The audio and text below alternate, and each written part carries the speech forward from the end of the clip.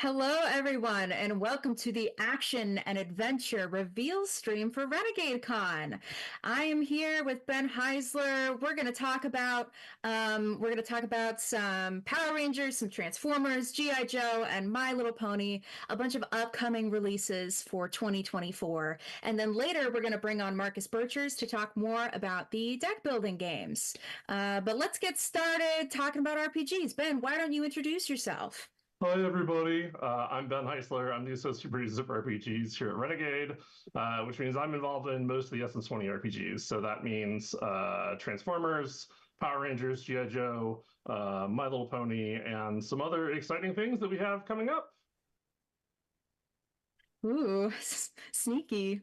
Uh, Great. Well, first we're going to talk about the G.I. Joe RPG Beginner Box. Ben, I know you've been working on these. Can you tell me a bit about them? Yeah, so the beginner boxes are they're a great entry level game to get into these RPGs. What we did was we took the core rule books for G.I. Joe and for Transformers, and we streamlined it down into kind of the rules that you need most to play. And we got it down to a 32-page rule booklet. And then to go with, we have two adventures in each one of these. So each of these, for those of you that are looking to get into it or looking to teach someone, the adventures then are the adventure from the core book, and then one of the first adventures from the published source book. So it can lead you directly from, hey, welcome to the game. Here are 8 pre-gens. The 8 pre-gens include characters from all across, so from Generation 1 all the way up to more recent characters. So for G.I. Joe, that means that we have like Clutch to start out, all the way up to a character like Sherlock. And then for Transformers, that means that we have G1 OG Hound, all the way up to Anode to choose from. So Yeah, we also have Transformers Beginner Box. That's the other one. well, I realized that they're right here next to each other. I figured I could talk about a little bit about both of them, and we would lead into that. So the Transformers RPG game book beginner box, which is titled Roll Out, as opposed to the G.I. Joe one, which is titled Boot Camp,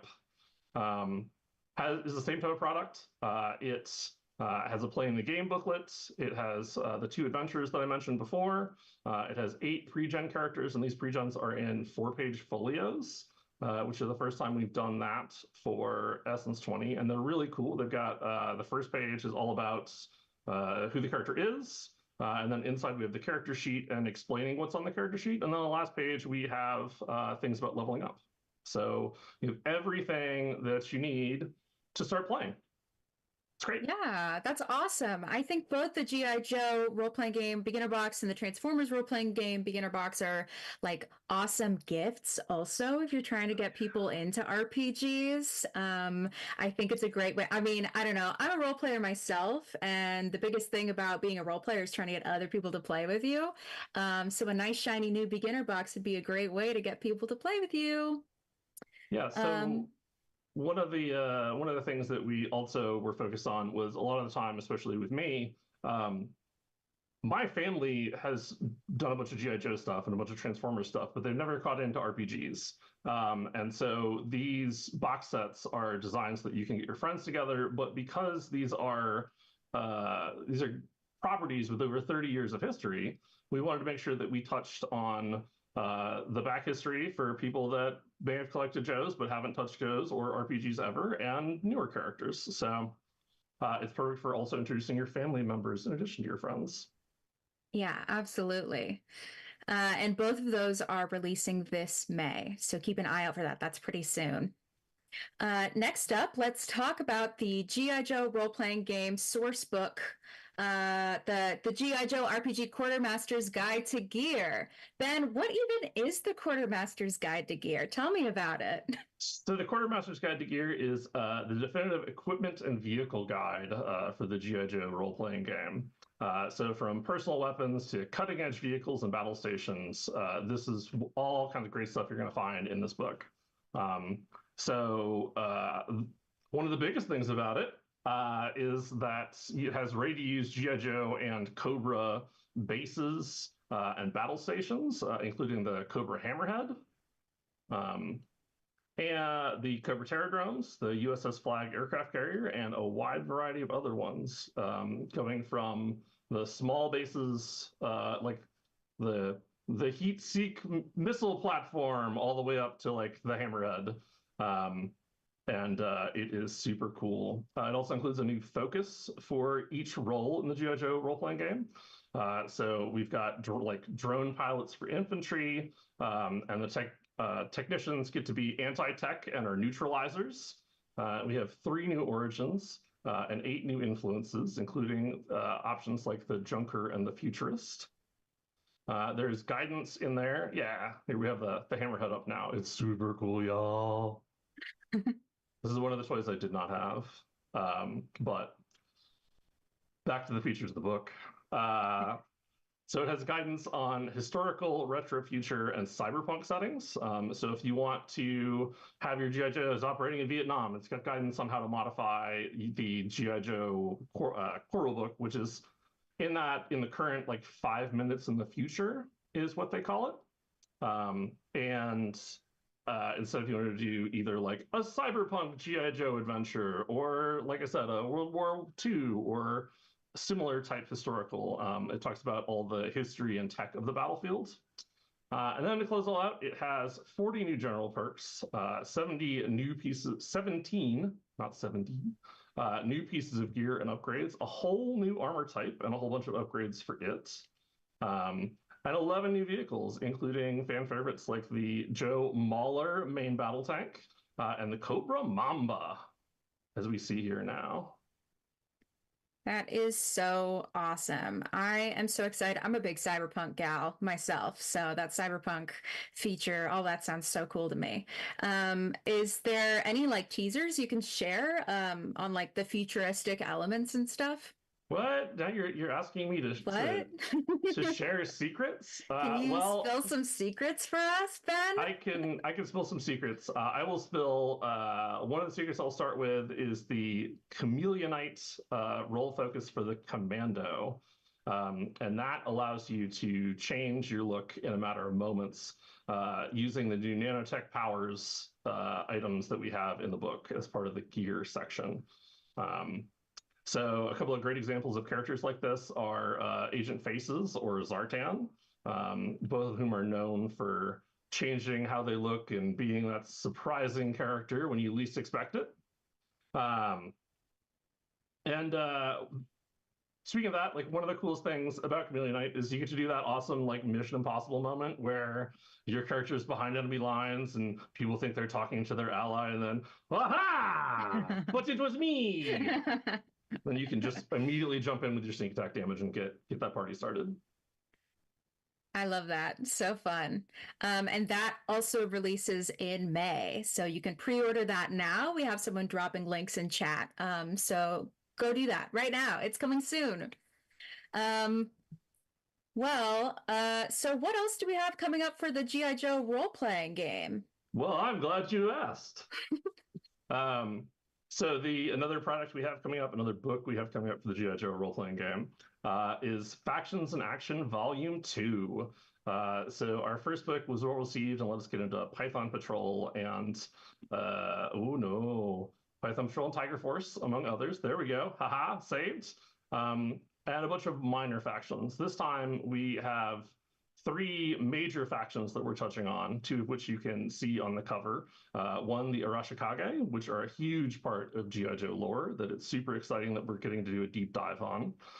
The Dreadnoks, who you can see Zartan on the cover, also get a full chapter with a bunch of new options.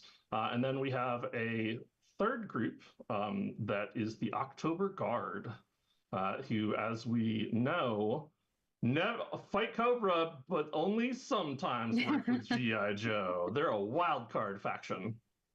In addition to these 3 big factions, we have 4 smaller factions, and these are almost all fully customizable options. So if you need to suddenly have a criminal empire in your game, you have some factions options for that. If you wanted to have a group of mercenaries, you have some faction options for that, and 2 others that will be revealed soon, I'm sure. So speaking of Storm Shadow and Arashikage, this is also our first book with stats for Storm Shadow. We have him both as Cobra Commander's bodyguard, which he served as for a long time in the comics and various media. And then we also have him as a G.I. Joe, as G.I. Joe's Ninja Force leader. So if you want your Storm Shadow to be a good guy or a bad guy because you're playing Cobra, then you're set. Let's see, what else? Being the Intercontinental Adventures, we also have a lot of international Joes involved. So we have stat blocks for characters like Backstop, the Canadian tank driver, Cuban tech expert Snowstorm, and also Skymate with his glider. So in addition to that, there are 40 general perks. 17 new gear and upgrades, 11 new vehicles, and more. And more. And more. And that comes out this August. Make sure you pre-order that right now, and you'll get a free PDF upon release of the game. So there should be a link in chat right now. Go pre-order that so that you can have it when it comes out. All right, so that was a ton of stuff for G.I. Joe that I'm very excited about. Yo, Joe! But let's shift gears a little bit into the world of Power Rangers. The next source book is one that I'm really excited about and one that you've been working on for a really long time. So Ben, the Power Rangers role-playing game Beneath the Helmet source book. This book is really unique because it actually shines a spotlight on the unmorphed lives of Power Rangers. So players can finally explore how their characters balance saving the world with pop quizzes, performance reviews, meeting landlords, whatever else, and the challenges of everyday life. Ben, can you tell us more about this book? Yeah, so this book is a passion project that I'm really excited that we're getting to come out with now. So there's a huge part of Power Rangers, which is obviously the morph part, which I feel like we've done a great job of making sure that there are roles and options and all kinds of powers and things that you can do with your Power Rangers when you're morphs. And the morph form, which is where we spend at least half of each episode for the most part, hasn't really gotten any love. And this book aims to fix that. So it has a lot of considerations about what your challenges are of your alter ego, what your obligations are. It has a bunch of stat blocks for mundane threats, such as we spoke about a little earlier, the landlord. It has an anti-ranger politician. So it's got a lot of options for GMs to enrich that unmorph side. For players, on the other hand, it has rules for creating your own team, creating your own base. It has rules for making team contacts, so characters that you would see that are always like at base and help the Rangers, but never actually show up, like Alpha 5, like Dr. K, like Haley from Haley's Cyberspace. It's a way to have contacts that you can access multiple times throughout an adventure, which is super cool without them having to show up and be in danger, which is a thing that we see often. There's some new player options involved, including some alternate paths to have the Aqua and Graphite Ranger. And it has a full new role, which is the Dark Ranger. Whoa, spooky. Ben, can you tell me how does a Dark Ranger fit onto a team? Yeah, so Dark Ranger, they embrace void and fear, and and that means that they've seen the bad side. And so we drew a lot, obviously, from Heckle, who is the canonic Dark Ranger, but also looked into a lot of things. So the Dark Ranger tries to protect the grid because they've seen how bad it can be out there.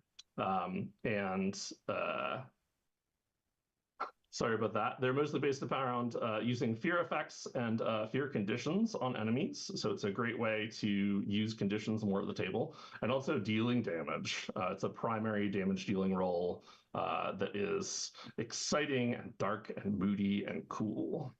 I love that. Totally new way to play. That sounds so fun.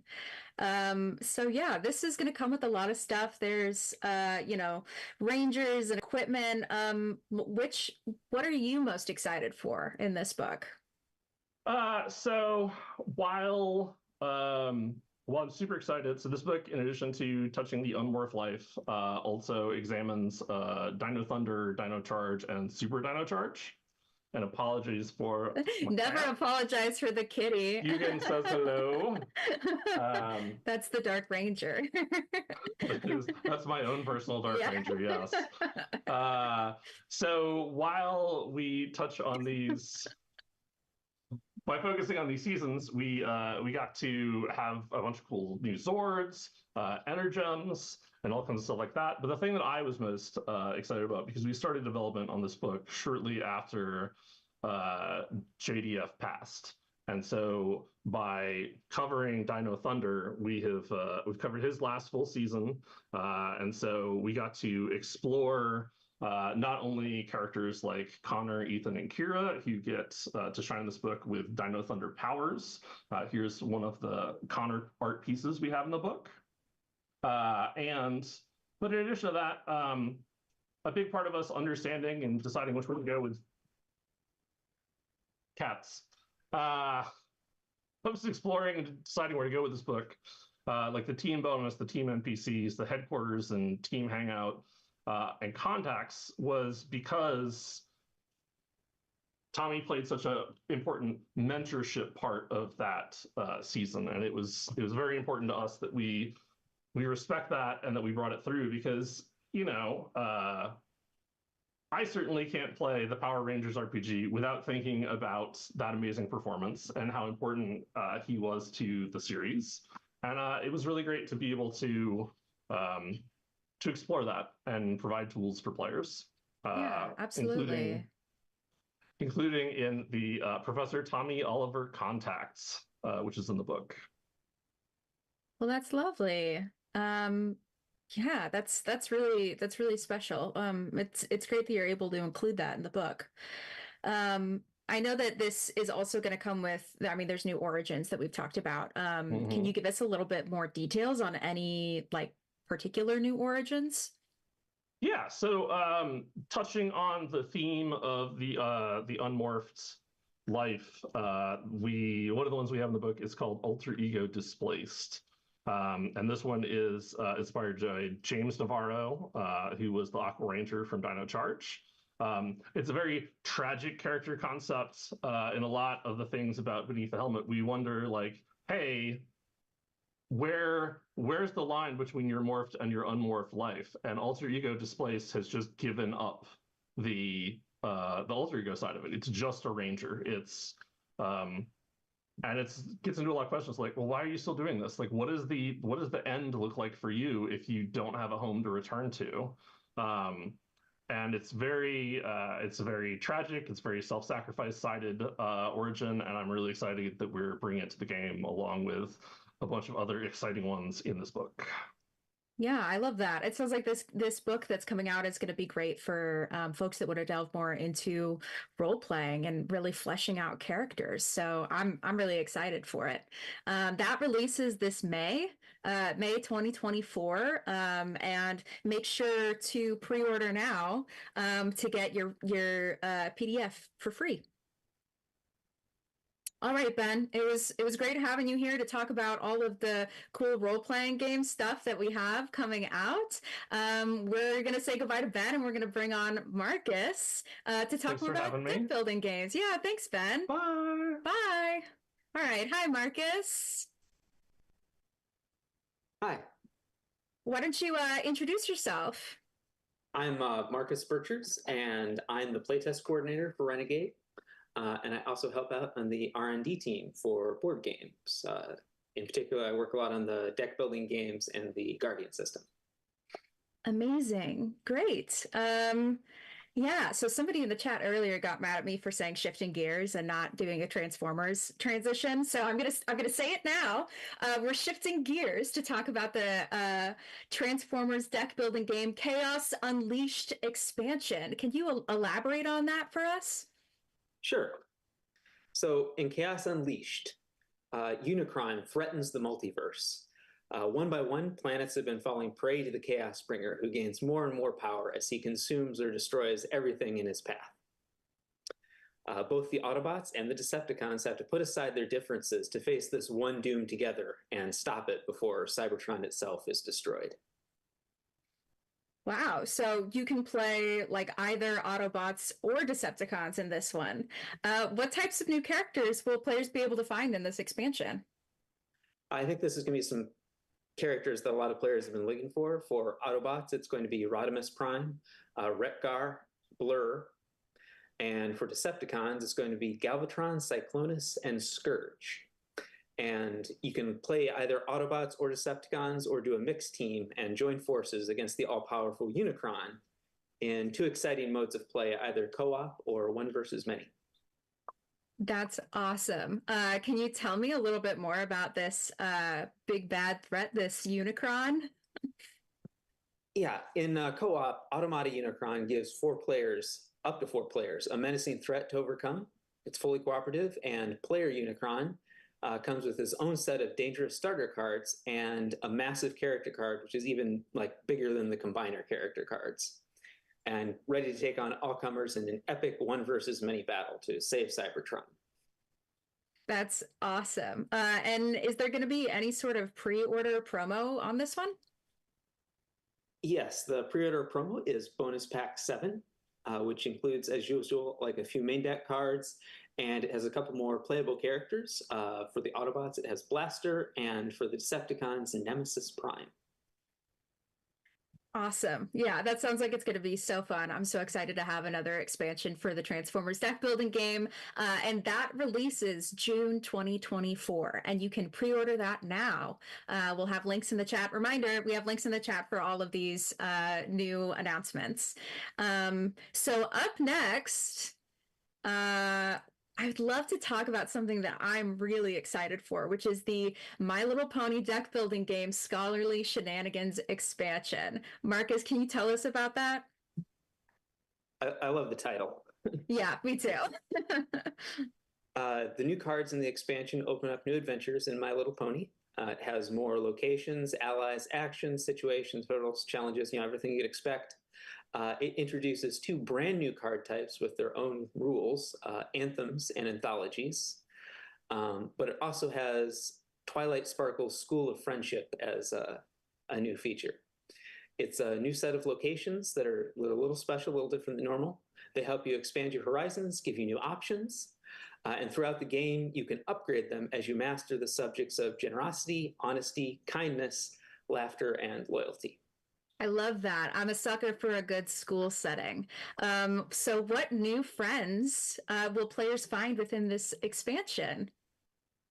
You'll be able to befriend the Young Six, the students Gallus, Ocellus, Sandbar, Silverstream, Smolder, and of course, Yona, the best yak. Amazing. I love that. And is there a pre-order promo for that one too? Yes, like the previous My Little Pony deck building game sets, pre-orders of Scholarly Shenanigans come with a meeple pack, which you can use in place of the punchboard character standees that come in the expansion. Awesome. I love that. I can't wait to get mine and start playing it. So that releases in July of 2024. And don't forget to pre-order so you can get that pre-order promo. Next up, I know we have something that I know Marcus has been working on, which is the Power Rangers deck building game It's Morphin' Time expansion. Tell us about this new expansion. I heard that this expansion includes some really cool, exciting new things. Yeah, so it introduces Matthew Cook, the newest Green Ranger from Boom Comics. And the other playable Rangers are the second generation of the Mighty Morphin Rangers from seasons 2 and 3. Rocky, Adam, Aisha, and Kat. And then on the villainous side of things, the playable villains are a mixture of some classic ones, like the mind control Tommy Oliver, Evil Green Ranger, Master Vile, and King Sphinx, and then some from the comics, the Psycho Green Ranger and Silverback. And overall, it's got like over 70 cards that have like a lot of classics from Power Rangers history, like the 69 Rangers, some interesting Mighty Morphin tech and Lokar, and a lot of stuff. Awesome. Can you tell us about the new Megazords in this expansion? Yeah, the set has a lot of Megazords. It's like one of the big features, and it's got just a lot of Zords in general. So rather than spread things out, the Thunder Zords, Ninja Zords, and Shogun Zords are all included in the set. So that means there are 3 different double-sided Megazords for you to choose from. Plus, there's also a new type of Megazord, the Ultra Zords. And all 4 of these final combinations have very powerful attacks, but you have to have 6 attached Zords to use them, and one of which has to be a carrier, which is a new subtype that appears on 2 Zords in the set, and we'll let everyone guess what those 2 probably are. And to let you fully enjoy these new toys, there's a way to have 2 different Megazords in the game at the same time, which we haven't done before. Awesome. I understand Cyclopsis will also be making an appearance. We'll show a spoiler on screen. Marcus, can you tell us how Cyclopsis will play on the table? Yeah, so Cyclopsis is a giant-sized card. It's the same size as the Combiners from the Transformers deck building game, if you're familiar with those. Both villains control Cyclopsis, and like other character cards, it has slots to attach cards on each edge. But his edges don't have a color, and so they can take any type of attachable card. Each of the slots has a bonus either when you attach a card to the slot or activate a card in that slot. So that gives the villains a lot of flexibility and more opportunities for attaching potential attacks. Additionally, at the start of the game, you pick a playable villain that's not being included, not being played, to be Cyclopsis's pilot. And once you're empowered, in addition to your own villain's empowered ability, you can also use the pilot's. There's a slight downside to it, as since Cyclopsis is an escalation of the fight, Zordon's rules state that the Rangers can also then escalate the fight. And to represent that, Cyclopsis has an ability that can be used by any active player, including the Rangers, that makes it cheaper to buy Masters and Zords. So it kind of becomes a race. Can the villains close out the game with the advantages they get from Cyclopsis before the sheer number of Zords and Megazords is too overwhelming? Wow. Yeah, that sounds like a blast. And I heard there's going to be a promo pack with this one. Am I right? Yeah, the pre-order bonus for this one is a promo pack that contains foil versions of all 10 of the oversized playable characters. But also, for those who have the card storage box, the pack includes the necessary dividers for adding its Morphin time to your storage solution. Oh, that's really handy. I love the storage box. That's a really great organizational tool. Yeah, so that comes out August 2024. You can pre-order that now with the links in chat. And don't forget to pre-order ASAP so you can get that pre-order promo. Before we wrap up, I just wanted to remind everybody about the Play Renegade program. So we will be entering our 3rd season of Play Renegade very soon on March 19th. So that means there will be new free downloadable adventures for Power Rangers, Transformers, My Little Pony, and G.I. Joe for Game Masters that are signed up for the Play Renegade program. For those of you that don't know, Play Renegade program is an organized play program for people who play RPGs. We like to support our community, so Game Masters can sign up, and if they're running community events, so that's like at your game store, a local convention, at the library, at the school, etc., you'll be able to qualify for the program and get free adventures. So currently we're in our 2nd season. We're going to move into our 3rd season. So if you haven't gotten the 2nd season adventures yet, try signing up now so you can get those for free. And if not, if you're not interested in joining the program, you'll be able to purchase those adventures in our web store later. So yeah, I highly recommend it. I think it's an awesome tool. Players can also use the Play Renegade program to locate events near them. So it's a great way to find new gaming groups and meet new people. And yeah, we also have a lot more conventions this year. So stay tuned for more information on that very soon. And you just might find your favorite deck builder or guardian system game at a local convention near you.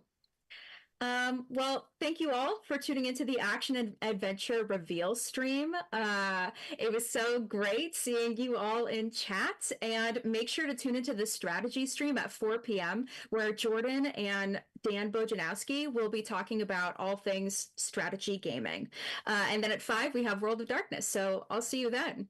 Goodbye, everybody.